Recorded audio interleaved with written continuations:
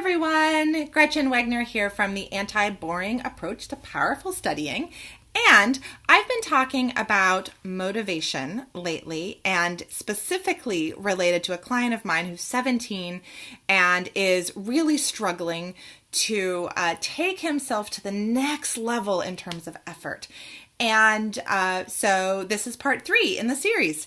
And today I want to talk about brain science, and particularly just one little fact that I shared with him that seemed to make a huge difference.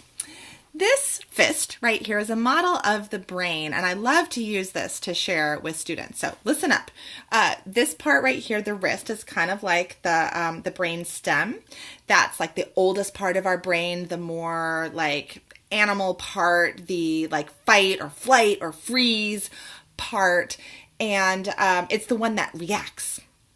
The next part is the middle part of the brain, represented here by the thumb, and it's called the limbic system, and it's the part that deals with our emotions and helps us process our emotions. And then the last part, this part right here, is the prefrontal cortex, and it's the spot right around here in our head, and it is where we do the kind of thinking that many people believe is truly unique to human beings, like the goal setting, the prioritizing, the breaking big things down into smaller parts.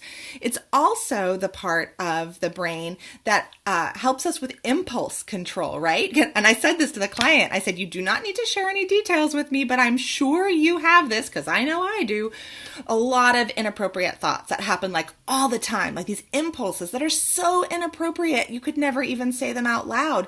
It's this part of the brain that stops us and helps us realize that, nope, that is not something I should do.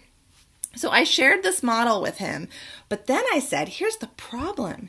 This part, the prefrontal cortex right here, this part doesn't fully mature. Some people say until we're 25. Some people say, some scientists say even older, until around age 30.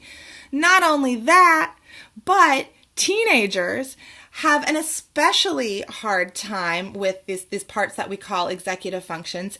And teenagers have a lot of stuff going on in the limbic system, in the emotional parts of their brain. That's just where they are in their development. And look how close the limbic system is, all those emotions are, to that part that has the impulse control. They're pretty close to each other.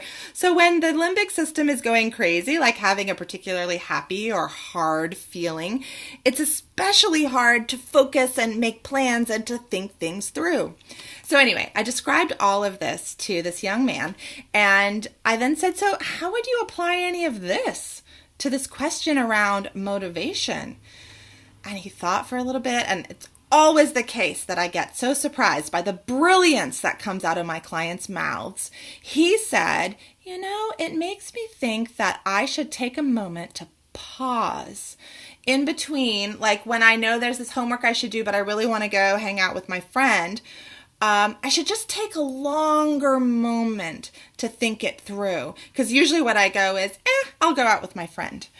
And I thought that was really interesting. So what he's going to be doing this week, and I look forward to seeing him next week to report in on this, is he's going to just play around with this idea of what I call the pause button, and just see like how often is he able to press the pause button on a decision and think things through a little bit more before he chooses. And I'm going to look forward to seeing what he says next week, and I think he's looking forward to this little experiment too. So I may keep you all posted, and if I don't, email me at Gretchen@GretchenWegner.com and ask me how it went. Take care, everyone. Bye-bye.